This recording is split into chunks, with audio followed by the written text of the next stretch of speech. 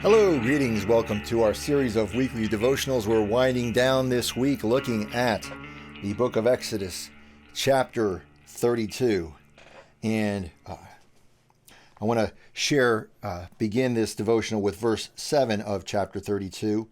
And the Lord is displeased with the people of Israel for building the golden calf. And verse 7 reads, "The Lord said to Moses, 'Go down at once.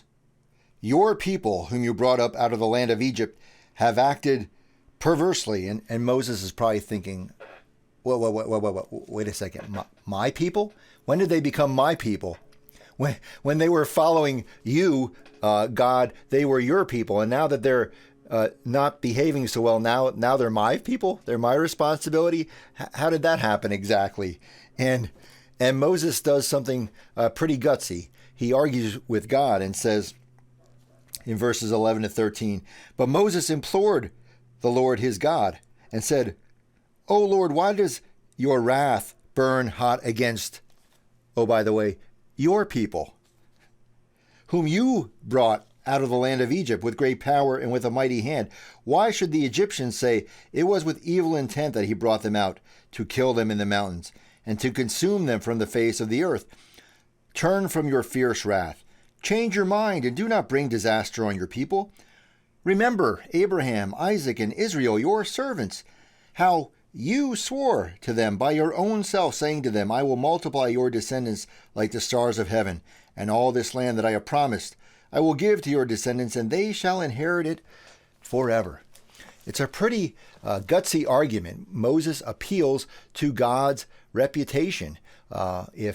If these people, the chosen people, end up getting wiped off the face of the earth, well, it's not going to look so good for God. I mean, he is, after all, the one who chose these people to be his people.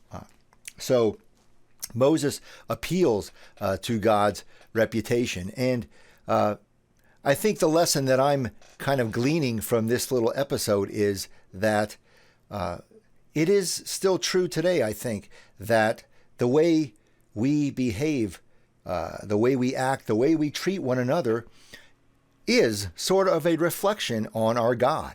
I don't know that God necessarily wants to wipe us off the face of the earth if we sin, or that God feels that God's reputation is sullied in any way. But I think it is true that the way we act as people of God is a reflection on God. I remember the famous quote from Gandhi when he said, I really like your Jesus, but I don't care so much for your Christians." And I think that was an indication that Gandhi felt that the followers of Jesus weren't really portraying an accurate reflection of Jesus, of the life of Jesus. And so my reflection for today is, considering the way we live, the way we act, the way we treat one another, would God be pleased to say, "Yep, those are my people"? Amen.